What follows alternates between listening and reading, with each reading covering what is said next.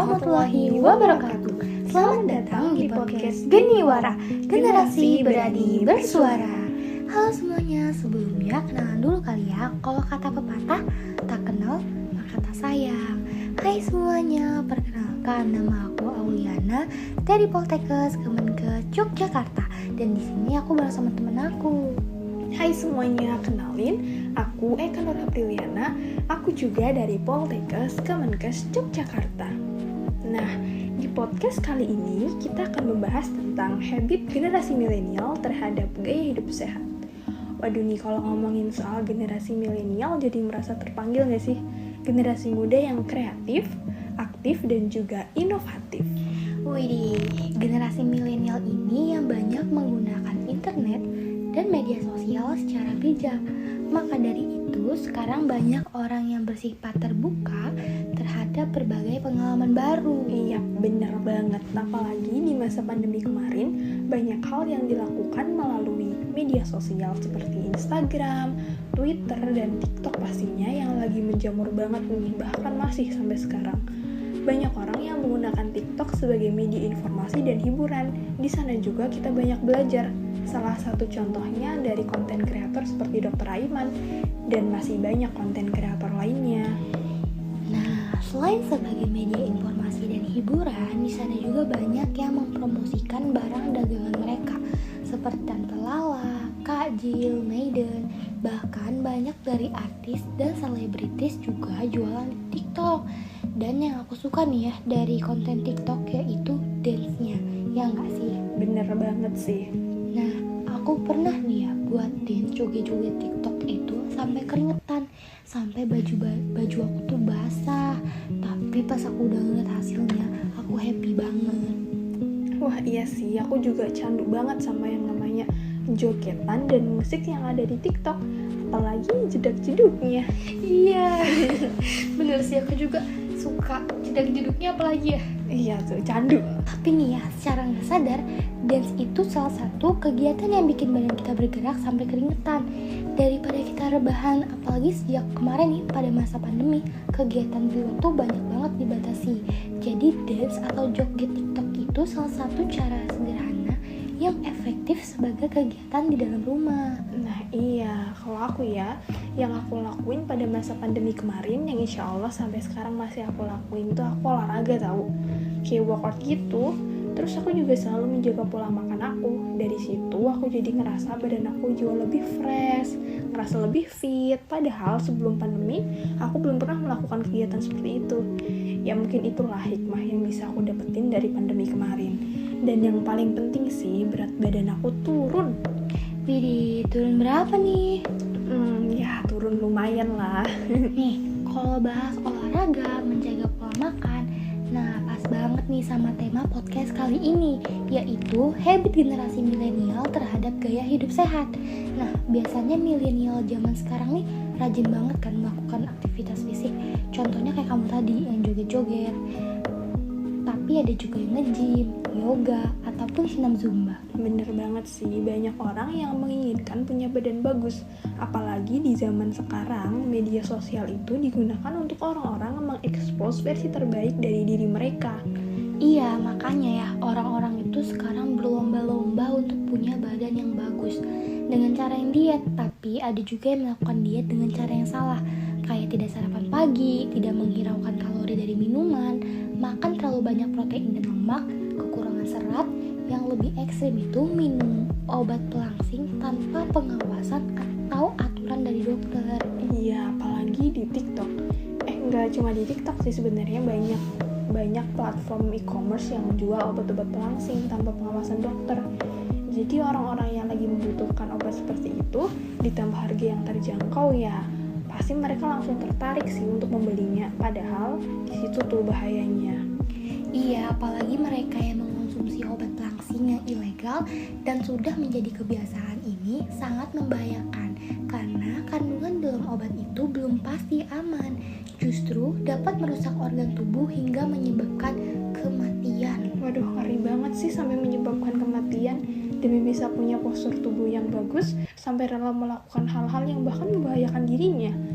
Tapi aku mau nanya nih ke kamu, gimana sih tanda jika diet yang kita lakukan itu sebenarnya salah? Kamu nanya. nih aku kasih tahu ya, tanda jika diet yang dilakukan ternyata salah. Dari artikel hellosehat.com yang aku baca, saat melakukan diet dengan cara yang tidak tepat, tubuh akan menunjukkan berbagai gejala penolakan seperti perut kembung dan begah setiap hari, merasa lapar sepanjang waktu, mood selalu buruk, bahkan mudah mengalami depresi, merasa lelah, mudah kedinginan, mudah lupa, mudah terserang penyakit, kulit menjadi kusam, bibir pecah-pecah, dan rambut mudah rontok. Waduh, serem banget sih. Jadi nih untuk kalian nih Sobat Geniwara, jika mengalami gejala-gejala tadi, hal pertama yang perlu dilakukan adalah menghentikan program diet yang sedang dijalani. Kemudian langkah selanjutnya harus segera mengkonsultasikan ke dokter untuk dilakukan pemeriksaan lebih lanjut. Dokter akan memberikan perawatan dan penanganan terbaik sesuai kondisi tubuh. Nih, aku kasih tahu lagi ya, seperti apa sih diet yang aman dan sehat?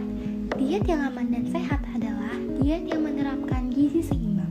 Gizi seimbang yang dimaksud adalah mengonsumsi makanan yang mengandung karbohidrat, protein, lemak, vitamin, dan mineral setiap hari dengan porsi dan jadwal yang sesuai. Diet yang optimal juga tidak ditempuh dengan cara yang instan atau kilat. Tubuh itu perlu menyesuaikan diri dengan perubahan pola makan yang baru supaya hasilnya itu awet dan berat badan tidak cepat naik lagi. Selain itu, dalam diet seimbang tak hanya jenis makanan yang perlu diperhatikan, cara memasak juga membutuhkan perhatian khusus, seperti mengurangi memasak dengan cara menggoreng dan lebih banyak memasak dengan cara direbus atau dikukus. Tentu saja, agar diet lebih aman dan membuahkan hasil, konsultasikan terlebih dahulu program diet yang akan diambil ke dokter gizi. Itu penting banget. Nah, jadi kita nih sebagai generasi milenial harus bijak dalam memilah dan memilih yang ada di sosial media manapun, khususnya untuk kesehatan tubuh kita. Jangan sampai malah merugikan tubuh kita, kan sayang. Iya sayang. Nih aku ya, sebagai generasi milenial terhadap gaya hidup sehat, biasanya sih yang aku lakuin tuh yoga. Dan aku tuh selalu nyempetin walaupun aku lagi banyak kegiatan di luar. Kalau untuk pola makan ya, sebenarnya aku untuk pola makan sih standar aja, 3 kali sehari. Tapi yang pasti itu dalam sehari aku mengonsumsi buah-buahan sih. Iya, aku juga sebagai anak kos yang selalu mikir mau makan apa, aku tetap usahain sih untuk selalu makan yang kalau kata Mursyid sehat dan bergizi. Tapi itu tadi mahal. Iya bener banget, mahal pas. Tapi ya sebenarnya tanpa kita sadari, ada beberapa habit atau gaya hidup yang selama ini kita jalanin, tapi ternyata itu adalah sesuatu yang salah. Simple sih, tapi kalau kita gali lagi, ternyata itu bisa membuat kita rugi karena perilaku terlalu konsumtif. Yang pertama, biasanya kita tuh jalan-jalan ke mall tanpa tujuan. Karena kalau tanpa tujuan, kita membeli barang yang tidak direncanakan. Jadi lebih boros deh. Yang kedua, terlalu sering jajan atau nongki. Nah ini nih yang sering kita lakuin, walaupun gak ada duit tapi kita tetap gas aja. Nah pas banget nih kalau ngomongin perilaku yang konsumtif dan boros. Apalagi milenial zaman sekarang yang apa-apa selalu dipost di media sosial, sehingga menjadikan media sosial yang toksik. Karena itu tadi, media sosial adalah tempat orang mengepost segala hal, dan yang dipost itu kadang-kadang gak make sense. Tapi yang jelas postingannya itu kadang bikin kita mikir, kok hidup kita kayak gini-gini aja ya, yang akhirnya bikin kita down. Iya bener banget. Karena jadi remaja di era sosial media, peer pressure-nya itu gede banget. Lihat Instagram pada pakai outfit yang mahal, lihat Twitter umur segini udah harus begini, lihat YouTube masih muda udah pada kaya raya. Apalagi tuh sosmed itu ngaruh banget sama kehidupan kita. Makanya sampai ada orang yang nonaktifkan Instagramnya, malas buka Twitter. Bahkan kalau misal mau ngepost Instagram, mikir-mikir dulu tuh captionnya sampai berjam-jam. Karena takut salah, padahal kan belum tentu juga orang pada baca. Ya itu, udah setoksik itu. Bener sih, mikirin caption sampai berjam-jam, padahal belum tentu juga orang peduli, ya nggak sih? Iya, bener banget. Iya, tapi sebenarnya media sosial itu juga nggak setoksik itu, karena dari situ juga banyak hal atau informasi atau pelajaran yang bisa kita ambil. Contohnya kayak aku aja nih ngambil materi atau konten dari sosial media. Jadi sebenarnya ada hal positif yang bisa kita ambil.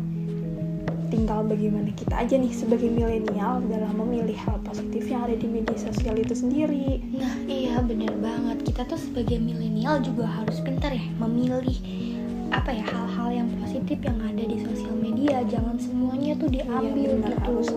harus tahu kita nih kendalinya tuh ada di diri kita sendiri.